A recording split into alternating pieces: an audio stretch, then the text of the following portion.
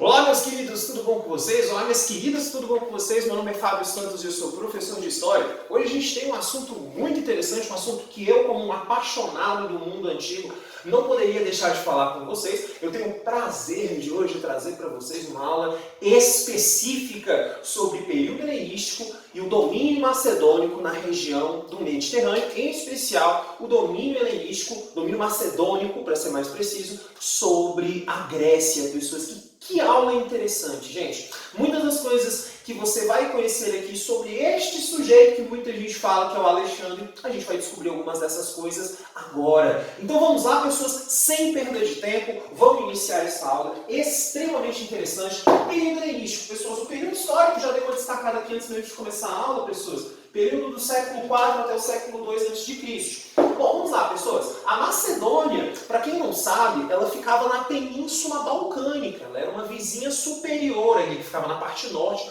do que hoje você conhece como Grécia. Naquela época era chamada de Tessália, essa região, beleza? E aí ficava a Macedônia. Durante as Guerras Médicas, deixa eu fazer essa introdução rápida aqui com vocês. Durante as Guerras Médicas, a Macedônia não participa de uma forma muito intensa das guerras médicas, né? Então, pouco nas guerras do Peloponeso, as guerras internas da Grécia, ao contrário. O mundo macedônico fica ali, quietinho, né? Na parte norte da Península Balcânica, sem se envolver muito com isso. Então, enquanto o pau está quebrando, literalmente, o pau está quebrando, entre gregos e persas, por exemplo, né? Nas guerras greco-persas ou nas guerras conhecidas também como guerras médicas, ou quando está tendo a guerra entre irmãos mesmo, entre gregos, entre os gregos, né, as cidades-estado da Grécia, enquanto está acontecendo essas guerras, o mundo macedônico está tranquilo, o mundo macedônico está ali observando. A partir mais ou menos da década de 360, o mundo macedônico passa a invadir a Grécia, porque os gregos agora estão enfraquecidos. Vamos fazer um cálculo rápido aqui, pessoas. As guerras médicas começam na década de 490, certo? E as guerras internas da Grécia terminam em 360. Então são aí 130 anos de estado de guerra. 130 anos de estado de guerra leva uma série de destruição econômica, social, humana, não é? Não podemos esquecer, mortes acontecem. E isso facilita o processo para que o mundo helenístico, né, o mundo macedônico, para ser mais preciso, para que o domínio macedônico se inicie. Então, pessoas, a partir da década de 360, quando o mundo grego está altamente fragilizado, inicia-se o processo de domínio macedônio. Mas não se inicia com Alexandre. É necessário que a gente fale um pouco sobre seu pai, este homem, Filipe II da Macedônia. E por que o Filipe II da Macedônia, pai de Alexandre, portanto, é tão importante nesse processo? Porque é o Filipe que cria condições para que o Alexandre lá na frente tenha um exército poderoso para poder contra-atacar os seus inimigos. Então é este homem que é responsável por fazer algumas mudanças, em especial na área militar macedônica, que vai consequentemente levar ao domínio da Macedônia, que vai ser empreendido por Alexandre, além da Península Grega, além da Península Balcânica. Que tipo de coisas o Filipe vai fazer? O Filipe vai fazer isso aqui, ó, pessoas, a chamada reorganização do exército macedônio. Ele vai instruir e colocar uma série de inovações táticas dentro do exército macedônico, né? Vai modernizar a parte de infantaria, vai tornar os hoplitas uma infantaria altamente pesada e vai colocar uma série de mudanças estratégicas dentro dessa infantaria que vai ser fundamental, repito, fundamental para o processo de conquista que o Alexandre vai empreender. E é claro, o próprio Alexandre também vai fazer algumas mudanças, mas essas mudanças iniciais do Filipe II fazem toda a diferença para que o Alexandre possa empreender conquistas. E por que isso? Porque nessa época, pessoas, qualquer mudança e inovação técnica que você conseguisse fazer no seu exército era relevante, era extremamente importante para você conseguir uma vantagem. E qualquer vantagem já era jogo nessa época. Então é Filipe II que começa o processo de conquista sobre as chamadas póleis gregas. Professor, o que é póleis? Póleis é o plural dessa palavra aqui, ó. Póleis é o plural de polis, que significa cidade. Então eu estou falando que o Filipe vai conquistar as cidades-estado da Grécia. A partir de 338 a gente já coloca que as cidades-estado da Grécia estão sob domínio de Filipe II, portanto domínio macedônico.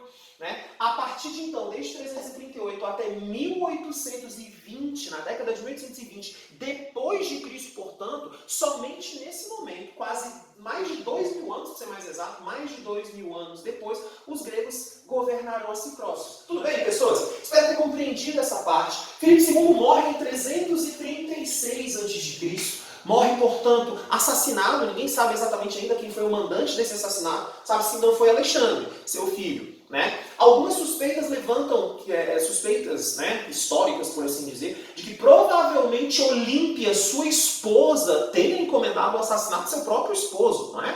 Enfim, no filme da Alexandre, inclusive, a Olímpia é interpretada por Angelina Jolie. Vale a pena você dar uma olhada nesse filme. Então, em 336 pessoas, Alexandre, com 19 para 20 anos, um menino ainda, portanto, novo da idade de muitos de vocês, diga-se de passagem, vai assumir o trono macedônico. Alexandre fora educado por Aristóteles, era o seu professor, né?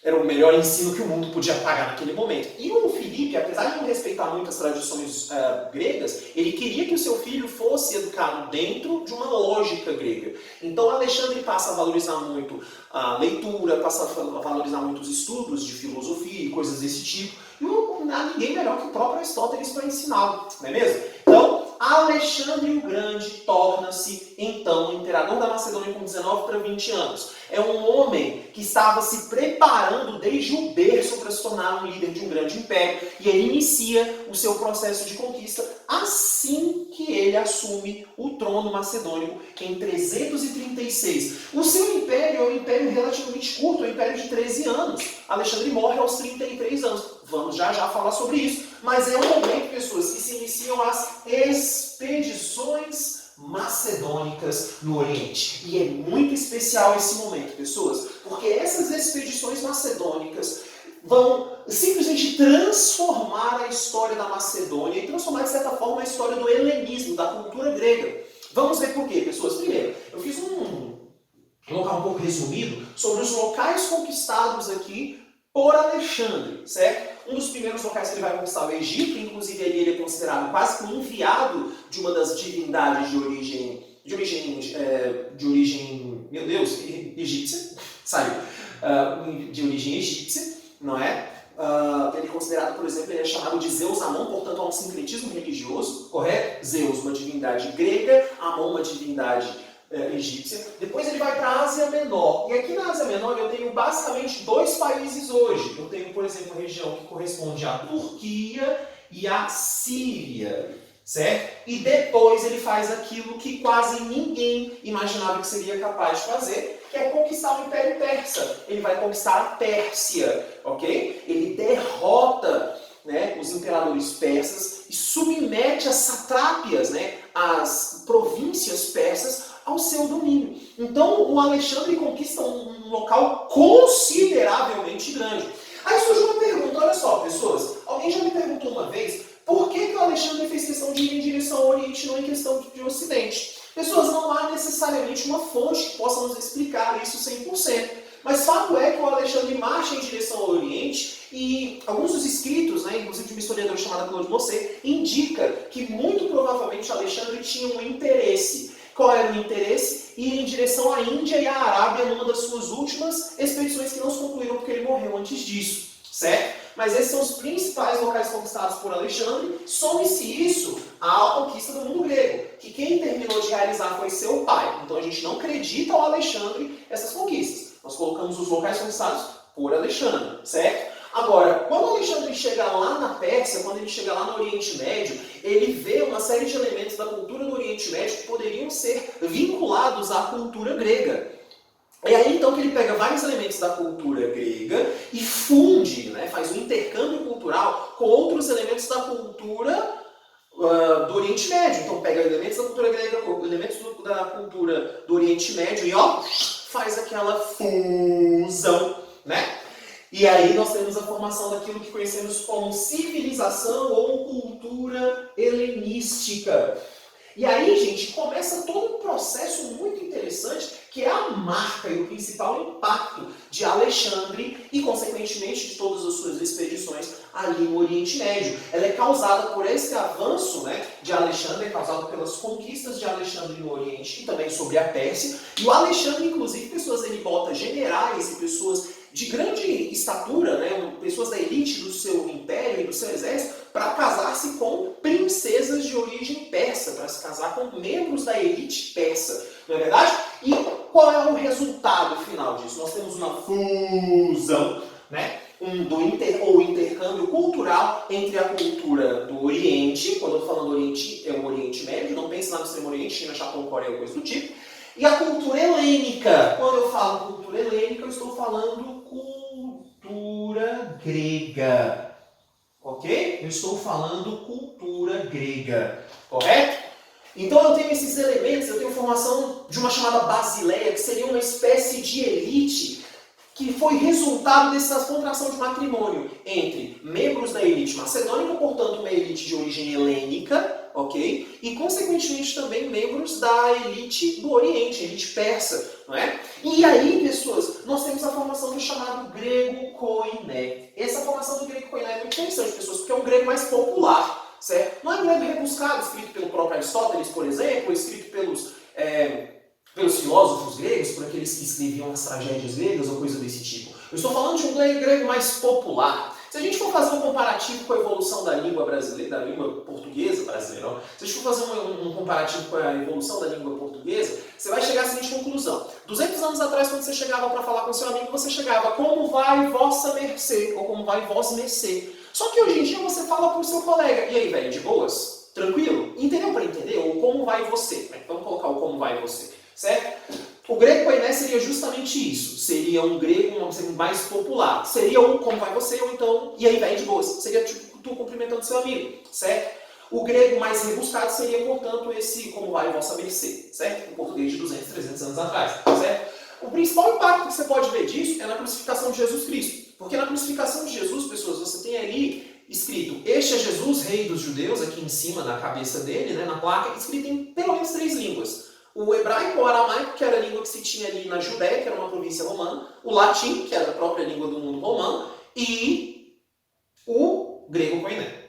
O grego koiné, pessoas, está para o mundo antigo mais ou menos como o inglês está para o mundo contemporâneo. Percebem a importância desse grego koiné? Então, é justamente isso que é o grande impacto da civilização helenística. Só que aí, pessoas, o que acontece? O Alexandre, quando ele está ali mais ou menos com cerca de 33 anos de idade, subitamente Alexandre morre. Até hoje também não se tem 100% de certeza sobre como é que o Alexandre morre, tá, pessoas? Mas o que vai acontecer com esse Império Macedônico aqui, haja vista que seu filho ainda estava na barriga de sua esposa, Roxana, esposa de Alexandre? O que vai acontecer com esse Império Macedônico? A gente vai ver. Então, voltamos aqui para aquilo que vai acontecer após a morte de Alexandre o Grande. Você vai ter a divisão do Império Macedônico. Por quê? Bom, ela é causada pela morte do Alexandre, já ficou isso muito claro, não é, pessoas? Já comentamos que o Alexandre provavelmente, né, ninguém sabe exatamente a possível morte do Alexandre, provavelmente causado por infecções causadas por feridos de guerra, tá, pessoas? Mas por que tem que dividir o Império Macedônio?